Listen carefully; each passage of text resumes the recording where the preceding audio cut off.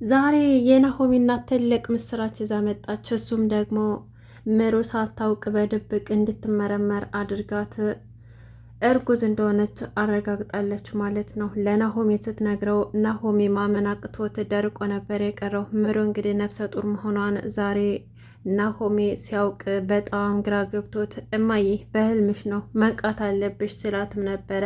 የናሆሚ እናት ግን ምሩ እርጉዝ እንደሆነች አብስራለች።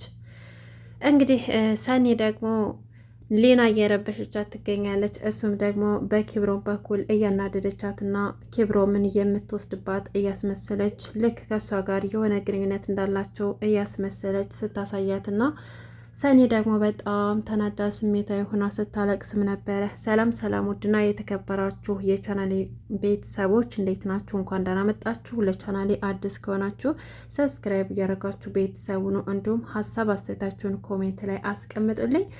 ዛሬ እንግዲህ ጽናት ድራማ ክፍል 86ን ይዤ መጥቻለሁኝ። በዚህ ክፍል ያው ቅዱስ እንግዲህ ቤተሰቦቹን ያጣበትን መንገድ ለኪራ ሲነግረው ነበር። ቅዱስ እንግዲህ ብዙ ፈተናዎችን አልፎ እዚህ እንደደረሰ እንዲሁም ደግሞ ኪራ እናቱን ባጣ ሰዓት አንተ ያጣኸው ሰው ስለሌለ እያለ በቃላቶቹ ሲሰብረው እንደቆየና ምክንያቱም እሱ ከብዙ ችግርና ፈተና መከራ በኋላ እዚህ ደረጃ እየደረሰው ብዙ ችግር እንዳሳለፈ ግልጽ ነው። ነገር ግን ያ ችግሩን ምን እንደሆነ ግልጽ አልሆነልንም ነበር። ዛሬ ግን ሁሉንም ነገር ለኪራ ነግሮታል። ኪራም ደግሞ ሲሰማ ማመን አቅቶታል። ቅዱስ እንግዲህ ቤተሰቦቹ በወጣትነቱ ጊዜ መኪና ግዙልኝ ብሎ አስቸግሮ በዛም በዚህም ብሎ መኪና ካስገዛም በኋላ ነገር ግን ያ መኪና መጥፎ እድል ይዞለት እንደመጣ ለኪራ ሲነግረው ነበር። እሱም ደግሞ ድግስ ላይ ሄደው ከዛ ከድግስም በኋላ ወደ ቤታቸው ሲመለሱ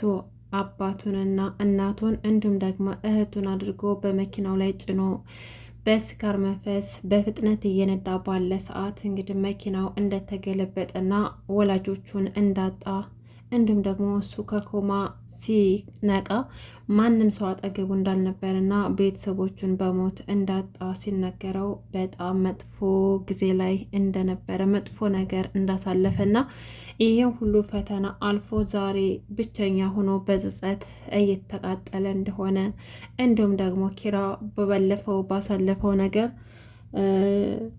ቅዱስን እንግዲህ አንተ ምን ቸገረህ ያጣኸው ሰው የለ እያለ በሚናገረው ሰዓት ብዙ የተሰበረ እና ስነ ልቦና የተጎዳ ሰው እንደሆነ ለኪራ ሲነግረው ነበር። ኪራም ደግሞ ሲሰማ በጣም ደንግጦ ቅዱሴ በጣም ይቅርታ እኔ እኮ እንደዚህ አሳልፍ ካልመሰልከኝም ነበር ሲለው ለዚህ እኮ ነው ስለማታውቀው ሰው እንደዚህ ልብ የሚሰብር ነገር አትናገር። ምክንያቱም ያ ሰው ምን እንዳሳለፈ እንኳን አታውቅም። እኔ ይህን ታሪኬን እንኳን መናገር ፈልጌ አልነበረም በሰዓቱ ነገር ግን አሁን መናገር ስላለብኝ ነገርኩ። ምንም በማታውቀው ነገር የሰው ልጅ እንደዛ አይባልም ብሎ ምክር ይመክረዋል። ኪራም ደግሞ እሺ ይቅርታ አድርግልኝ ብሎ ሀሳቡን ተቀበለ። ሊና እንግዲህ ሰኔን እየረበሸቻት ትገኛለች። ሰኔ እንግዲህ በኪብሮምና በሊና እየቀናች ትገኛለች። እንዲሁም ደግሞ ምኑኜ ነው እኔ እኮ ድሮ እንደዛ አልነበርኩም ነበር። እህቴ ስትመክረኝ እኮ እሺ ብዬ ነበር የምቀበለው። አሁን ግን እህቴ ስትመክረኝና ስትቆጠኝ እንኳን ለምን እያልኩ መከራከር ጀምሬያለሁ። ምን ሆኜ ነው እንደዚህ የተቀየርኩት? ቤቴስ ደግሞ እንደዛ ለደቂቃ ወጥቼ ወደ ቤት እስከመመለስ ድረስ የምቸኩል ሴትዮ አሁን ለምንድን ነው ቤቴ እንደዚህ ያስጠላኝ እያለችም ስትል ነበር። ይሄ የሆነበት ምክንያት ደግሞ ኬብሮምን ስለምታፈቅረውና አሁን ደግሞ በሊና ምክንያት እያጣሁት ያለ ስለመሰላት ነው። እሱ ደግሞ በማያውቀው ነገር ነው። እንግዲህ ኬብሮም በማያውቀው ነገር የማይወጣው ችግር ውስጥ እየገባ ነው። ሊና በሰኒ ስለተናደደችባት ከዚህ በፊት ስላናደደቻት ያን እየተበቀለቻት ነው። አጋጣሚዎችን እየተጠቀመች ሰኒን ለማናደድ ከሱ ጋር ቀርቦና ተቃቅፋ እያወራችው እጁን ይዛ በእያንዳንዱ አጋጣሚ እንዲታያት ታደርጋታለች። መንገድ ላይ ቆመው ላወራ ፈልጋለሁ እያለች ተጠግታው አመሰግናለሁ ስላደረክልኝ ነገር ሁሉ እያለች እያናገረችው ይህን ነገር ደግሞ ያደረገችው ሆን ብላ ሰኒ እንዲታያትና በሰኒና በኬብሮም ክፍተት እንዲፈጠር ነው። ከዛም በኋላ እንግዲህ ኬብሮም እቤቷ ድረስ ተከትሎ ሄዶ ይቅርታ ሊጠይቃት ቢሞክርም እሷ ግን እቤቷ እንኳን አላስገባችውም። ሁለተኛ ቤት እንዳመጣ እኔ ምን አገባኝ፣ እንደፈለክ መሆን ትችላለህ እያለችም አባረዋለች። ያለውን ነገር ሊያስረዳት ቢሞክርም እሷ ግን በጥፊ መታው ነበረ። ሰኒ እንግዲህ ኪብሮምን በጥፊ መታዋለች። ከመታችውም በኋላ በጣም ተጸጽታ ነበር። ምክንያቱም ኪብሮም እኔ የሴት ልጅ ነኝ፣ እሴት ላይ እጅን አላነሳም ብሎ አትቷት ነበር የሄደው። ነገር ግን ዝምታው ደግሞ ለእሷ ትልቅ ቅጣት ነበር። በጣም ፈርታ ነበረ። ከዛም እንግዲህ በሌላ ጊዜ ትቀጥረውና ይቅርታ ለመጠየቅ ካፌ ቀጥረው ነበር እና እሱ ደግሞ ሳይመጣ ይቀራል። ከዛም በኋላ ብቻዋን ተክዛ ለረዥም ሰዓት ስትጠብቀው ብቆይም ሳይመጣላት ሲቀር ጊዜ ቅዱስ ጋር ወደ ቤት ተመልሳለች። ሰኒ እንግዲህ በጣም ውስጧ ትክክል አይደለም። ጽናት ደግሞ እንግዲህ ያው እየተፈጠረ ያለው ነገር በጣም ግራ ገብቷታል። ምክንያቱም ሰኒ እውነታውን እየተናገረች አይደለም። ኬብሮምም እንደዛው አሁን አዲስ ጸባይ አምጥቶ ቤት ውስጥ መነጫነጭ፣ ማኩረፍ፣ ብቻውን ክፍል ዘግቶ መቀመጥ፣ እንደነዚህ አይነት ነገሮች እያዘወተረ ይገኛል። ምክንያቱም ሰኒን እየቀረባት ባለ ቁጥር ሊና ደግሞ ሰኒን ከኪብሮም እያራቀቻት በምታደርጋቸው ድርጊቶቿ ሰኒንና ኪብሮምን እያራረቀቻቸው ትገኛለች። ነገር ግን አሁንም ስራዋን ቀጥላለች። እንግዲህ ጽናትና ምሩ ሰኒን ለማናገር እቤት ከጠሯት በኋላ እየሆነ ያለው ነገር ትክክል አይደለም፣ ሰኒ የሆነ ነገር ሆናለች እና ቀርበን ማናገር ይኖርብናል፣ የሆነ ነገር መፍጠር አለብን ብለው ምሩና ጽናት ያው ጓደኞቿ ስለሆነች እሷ በችግራቸው ጊዜ ስትረዳቸውና ከጎናቸው ስለነበረች አሁን ደግሞ ከጎኗ ሆነው ያለባትን ችግር ማወቅ ስለሚፈልጉ ምሩና ጽናት ተነጋግረው ስልክ ቢደውሉባትም እሷ ግን ስራ ቦታ ነው ትላቸውና ወደ ቤት እንደምትመጣ ትነግራቸዋለች። ከዛም በኋላ እንግዲህ ሊና ስልክ ስታወራ ስለሰማቻት ሩጣ ቀድማ ትመጣና ከነ ጽናት ቤት ኬብሮምን ትቀርበዋለች ማለት ነው። እንደምንም ትለሳለስና እባክን ኬብሮሜ አንገቴን አሞኛልና መሳጅ እንድታደርገኝ እፈልጋለሁ ትለዋለች። ኬብሮም ደግሞ በጣም የዋህና ለሴት ልጅ ትልቅ ክብር ስላለው እምቢ አላላትም ነበር። እሺ ብሎ መሳጅ ሲያደርጋት ሰኒ በሩን ከፍታ ስትገባ ሊናን መሳጅ እያደረጋት ነበር። ከዛ ጭራሽ እዝም ደርሳችኋል ዋው ቀጥሉበት ብላ ተናዳ ስትወጣ ደረጃው ድረስ ተከትሏት ሄድና ያለውን የተፈጠረውን ነገር ሊያስረዳት ሞከረ።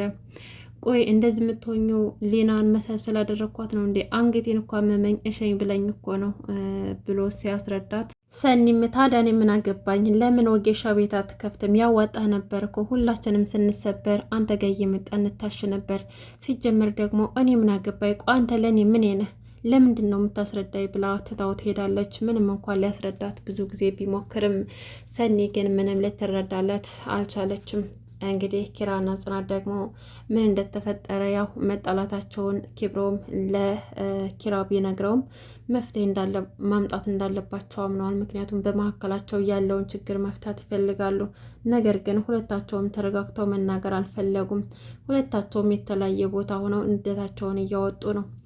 ምሩ ደግሞ እንግዲህ ናሆሜ ምሩ እንዳትደክምበት እየታመመች ስለሆነች ስራ እንድትሰራ ስለማይፈልግ ሰራተኛ እስከማመጣለች ድረስ እኔ ከስራ ስመለስ ቤቱንም አጸዳለሁ ስራ ትስሪ ቢላትም እሷ ግን ልትሰማው አልቻለችም። ልክ እግሩን ጠብቃ ወጣ ሲልላት ስራ ነበር የምትሰራውና እንደ አጋጣሚ ከስራ ሲመጣ ቤት እየወለወለች ያገኛታል።